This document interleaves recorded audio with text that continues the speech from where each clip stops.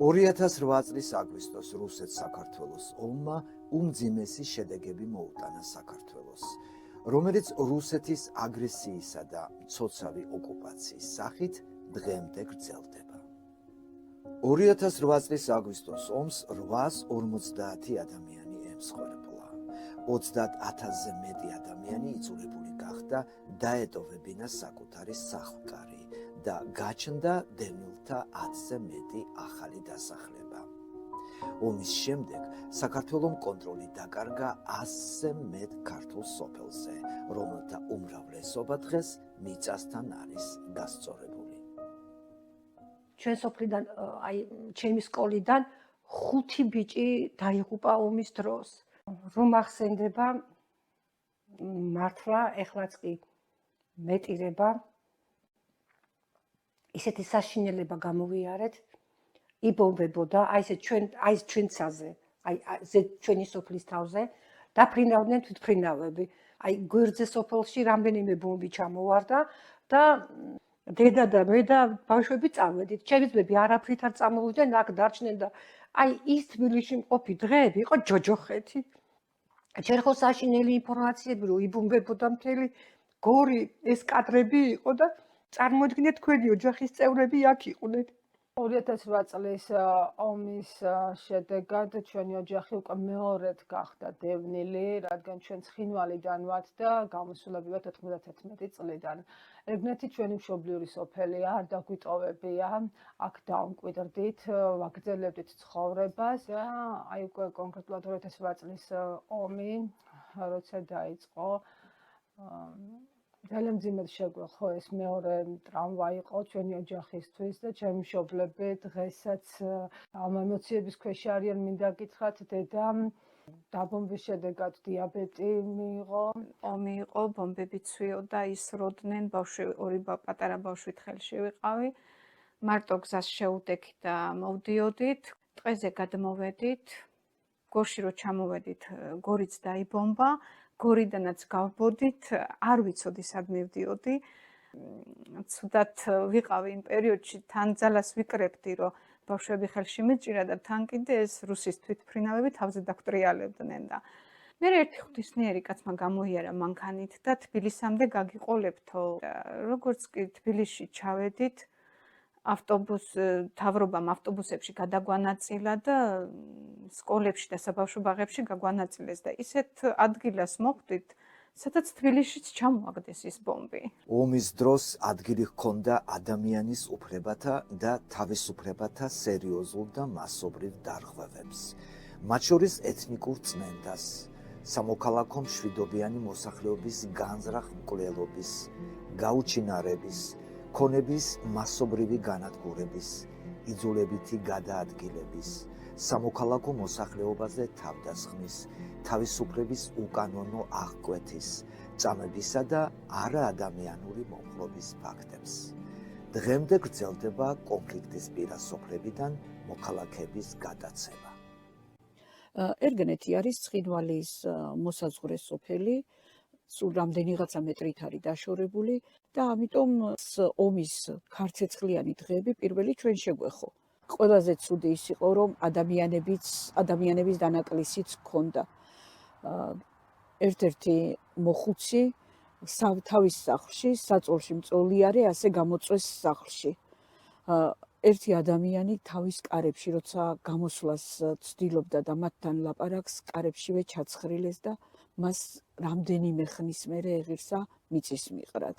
ზუსტად ერთი თვე ვეძებდი დედას. ვიცოდით, რომ აქ იყო, მაგრამ არ ვიცოდით, რომ ცოცხალი იქნებოდა თუ გარდაცვლილი. ძალიან ბევრი ინფორმაციას ვიღებდით, მაგრამ ჩამოსვლით ძალიან გვიჭირდა, ვერ ჩამოვდიოდით. ზუსტად ერთი თვის მერე ვიპოვეთ დედა. დალურჯებული ქონდა დედას ფეხები, რუსმა სამხედროებმა თუ ოსებმა, ნუ არ ვიცი მე ვინ იყვნენ. ფეხი ამოარტყეს, ოთახში შეაგდეს დედა და ცეცხლი წაუკიდეს. ჩვენი სოფელი არის შინდისი და ალბათ ყველას გემახსოვრებათ შინდისის გმირების ისტორია. სოფლის გარეთ, სადაც დესანტი ჩამოვიდა, ჩვენ სოფელში მოხდა შეტაკება. ჩასაფრება მოუწყეს ქართველ ჯარისკაცებს და ძალიან დიდი ტრაგედია მოხდა.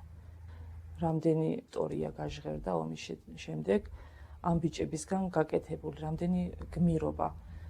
ეს სოფელი უფრო გახდა ცნობადი ამ ომის შემდეგ, ამ გმირების წყალობით. 2008 წლის საომარი მოქმედებების დასრულების შემდეგ სოფელში დღემდე არის გატაცებები. ჩემი მეუღლე გაიტაცეს 2019 წლის ნოემბერში. მართლმხლართებთან მანქანით მიდიოდა მეგობართან ერთად. რუსი სამხედროები აქეთ გადმოვიდნენ და გადაათრიეს ჩემი მეუღლე თავის მეგობართან ერთად. ჩემი მეუღლე როდესაც იხსენებს ამ მოვლენას, ახსოვს ის, რომ წყლის შესხმის, ცივი წყლის შესხმის შემდეგ მოვიდა გონზე და ამ დროს ის უკვე ნაცემი იყო.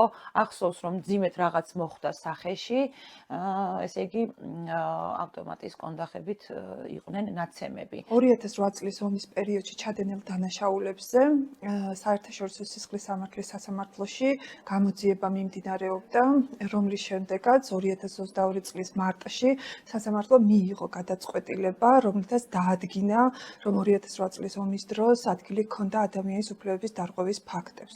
უფრო მეტიც, სასამართლომ გამოსცა რამოდენიმე ადამიანზე დაკავების ორდერიც. 2008 წლის ომის შედეგად დაზარალებული ადამიანების მხარდასაჭერად საერთაშორისო სისხლის სამართლის სასამართლოსთან არსებული დაზარალებულთა ნდობის ფონდის ფინანსური მხარდაჭერით 2023 წლის აპრილიდან დაიწყო სამწლიანი პროექტი. 2008 წლის ომით დაზარალებულებისთვის ფსიქოსოციალური და სამედიცინო სერვისების უზრუნველყოფა, რომელსაც ახორციელებდნენ GCRT, ქალთა ასოციაცია თანხმობა და ინდიგო. პროექტის მიზანი იყო 2008 წლის შეიარაღებული კონფლიქტის შედეგად დაზარალებული პირებისა და მათი ოჯახის წევრების გაძლიერება, ფსიქოსოციალური, სამედიცინო და საარსებო პირობების გაუმჯობესების გზით. ჩვენი სახლი, რომელიც ერგნეთში მდებარეობს, ცხინვალიდან ძალიან ახლოს, ალბათ 9 კილომეტრში. სახლი დამწვარი დაგვხვდა აი ასეთ მდგომარეობაში, არაფერი აღარ ჰქონდა, განადგურებული იყო ყველაფერი. ძალიან მძიმე იყო ჩვენი მდგომარეობა, ჩვენი ყოფა და თუ არა დახმარება ჩვენ ვერ შევძლებდით. ამას ვერ შევძლებდით. როდესაც დავბრუნდი, სულ სხვაგან მეგონა ჩემი თავი, დაცარიელებული სოფელი, გადამწვარი სახლები, ირგვლივ სიჩუმე და როდესაც ჩემს ეზოში შემოვედი, კარგად მახსოვს, ჩემი მეუღლე მეუბნეო და არ შეხვიდეო, ნანგრევები იყო მთლიან სახლში სულ ჩამოყრილი და მაინც შევედი. გადავდგი ნაბიჯი და მხოლოდ ერთადერთი გზნობა დამეუფლა მაშინ, რომ ეს მტკივნეული და მძიმე ნაბიჯები კიდევ უნდა გადამედგა წინ. პროექტის ფარგლებში 3 წლის მანძილზე 100-ზე მეტმა ქალმა მიიღო მონაწილეობა ტრენინგებში ისეთ თემებზე, როგორიცაა ქალთა უფლებები, ლიდერობა და ეფექტური კომუნიკაცია, ადვოკატირება, ადგილობრივ თვითმმართველობებთან ურთიერთობა, ბიზნეს გეგმის მომზადება და სხვა. ტრენინგებიდან ვერცერთს ვერ გამოვყო. ყველა ერთმანეთზე უკეთესი იყო. ძალიან ბევრი მომცემი ჩემ სულიერად გამაძლიერეს და მომავლის წმენა დამისახეს. ომის მერე ესეთ ფსიქოლოგიური მხარდაჭერა ნამდვილად ჭირდება. ფსიქოსოციალური ტრენინგები ძალიან კარგია მოსახლეობისთვის, იმიტომ ტრავმის გადახარშვას წლები უნდა. ნამდვილად წლები უნდა, რომ ადამიანის თავისაწყის მდგომარეობას დაუბრუნდეს.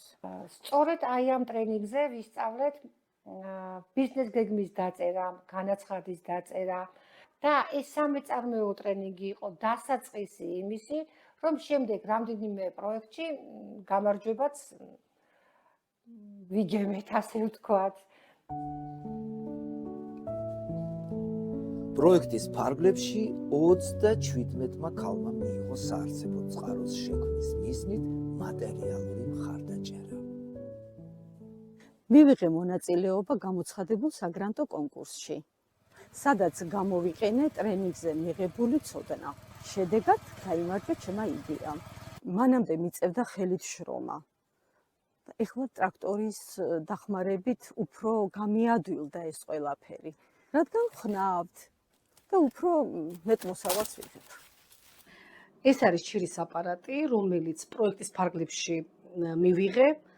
არის გადასარევი, მართლაც გადასარევია იმ კუთხით, რომ თერმიულად ამუშავებს, არის სუფთად და სხვადასხვანაირი სახეობის ჩირი დავამზადე.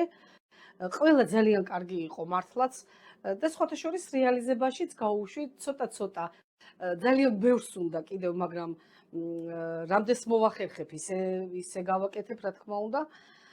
და ჩემს ოჯახშიც ძალიან კარგად ვიყენებ. მე არ ვიცოდი კერვა და ამ პროექტმა მომცა შესაძლებლობა, რომ მე სწავლა კერვა, დამიფინანსეს. ძალიან დიდი მადლობელი ვარ, რომ არა ეს პროექტი მე ვერ ვისწავლიდი კერვას და ჩემი გეგმებსაც ვერ განახორციელებდი. დღესდღეობით ფინანსური შემოსავალი მაქვს, ჩემი შემოსავალი მაქვს, დამოუკიდებელი ვარ, უფრო თავდაჯერებული ვარ, ჩემი ფული რომ მაქვს და შემოსავალი და ეს საქმეც მახარებს. მე დამეხმარნენ შემისყიდეს საწველი აპარატი, სადღვები და სეპარატორი. ძალიან გამომადგა ეს აღნიშნული ინვენტარი ჩემს საქმიანობაში, ჩვენს ოჯახს კონკრეტულად, იმიტომ რომ გვყავს საქონელი, გვაქვს რძე, ვაწარმოებთ ყველს, კარაქს და ამ სიკეთეებით სარგებლობს მთელი ჩვენი ოჯახი. ჩემი საქმიანობა ეხება ღონისძიების დიზაინს. ეს საქმიანობა მქონდა დაწყებული, მანამდე უბრალოდ ამ პროექტის მეშვეობით ძალიან განვითარდა. ბევრი საჭირო მასალა შემიძინა პროექტმა, კონსტრუქციები საჭირო, რაც ყოველთვის აუცილებელია ამ საქმიანობაში. მომემატა შეკვეთები, ეს ყველაფერი აისახება, რა თქმა უნდა, ჩემს ბიუჯეტზე და საომავლო განვითარებაზე. შემიძინეს საწური, შემიძინეს სკები, ფუტკარი მე მყავდა 5 ოჯახი და დღეს თქვენც ნახეთ, როგორაა გამრავლებული ჩემი საფუტკრე სულ ერთ წელში. გვაქვს სანთელი, გვაქვს თაფლი, მაისის თაფლი და გვაქვს შემოდგომის თაფლის. თაფლი ჩემი არის ნატურალური და არც მყიდველი მაგვია. რამდენიც გინდა მქონდეს, რეალიზაციას მოვახდე, იმიტომ რომ მოთხოვნა დიდია ჩემ თაფლზე. კონფლიქტის შედეგად დაზარალებული ქალებისთვის ეკონომიკური გაძლიერების კუთხით ხელშეწყობას გადამწყვეტი მნიშვნელობა აქვს ომით მიყენებული ფსიქო-ემოციური თუ მატერიალური ზიანის დასაძლევად. ომით დაზარალებული სოფლისთვის ასეთი პროექტები ძალიან საჭიროა და აუცილებელი. იმიტომ რომ გავძლიერდეთ. შემოსავალი გქონდეს. მსგავსი პროექტების არსებობა ომით დაზარალებული მოსახლეობისთვის ნამდვილად კარგია და სასურველი, იმიტომ რომ ჩდება დამატებითი შემოსავლის წყარო, რაც დადებითად აისახება თითოეულ ოჯახს. ასეთი პროექტები ქალებს გვაძლევს მეტ თავდაჯერებულობას. რადგან ყველამ კარგად ვიცით, რომ ძლიერი ქალი ძლიერი თემია. ჩემი აზრით, ასეთი პროექტები ხელშეუწყობს კონფლიქტის ზონის სოფელში მცხოვრებ ქალებს, რათა გაძლიერდნენ და განვითარდნენ თავიანთ საქმიანობაში. პროექტის განხორციელებამ კიდევ ერთხელ დაგვანახა, რომ შეიარაღებულმა კონფლიქტმა ათასობით ადამიანის ცხოვრება და ყოველდღიურობა შეცვალა. მათ დაკარგეს საკუთარი საცხოვრებელი სახლები, ახლობელი ადამიანების სტაბილური ცხოვრება და უსაფრთხოების განცდა. სწორედ ამიტომ განსაკუთრებით მნიშვნელოვანია მხარდამჭერი პროექტების განხორციელება ომით დაზარალებული ოჯახების, უპირატესად კი ქალების სოციალური, ეკონომიკური და ფსიქოლოგიური მდგრადობის უზრუნველსაყოფად. მსგავსი პროექტები მათ აძლევთ შესაძლებლობას დაიბრუნონ საკუთარი თავი, ირწმუნონ საკუთარი ძალების, აქტიურად ჩაერთონ თემის ცხოვრებაში, დასაქმდნენ და ნელ-ნელა დაუბრუნდნენ ცხოვრების ჩვეულ რიტმს. ამავდროულად ომით დაზარალებული ადამიანების უფლებების დაცვას საერთაშორისო დონეზე ძალიან დიდი მნიშვნელობა აქვს, რათა საერთაშორისო დონეზე აღიარებული იქნას და დანახული იქნას ომით დაზარალებული ადამიანების დევნილების გამოწვევები და პრობლემები. სწორედ ამის საუკეთესო მაგალითს წარმოადგენდა ICC-ის საერთაშორისო სისხლის სამართლის სასამართლოს მიერ 2022 წლის მარტში მიღებული გადაწყვეტილება, რომლითაც 2008 წლის ომის შედეგად დაზარალებული ადამიანების უფლებების დაცვის მიმართულებით ერთ-ერთი მნიშვნელოვანი ნაბიჯი იქნა გადადგმული.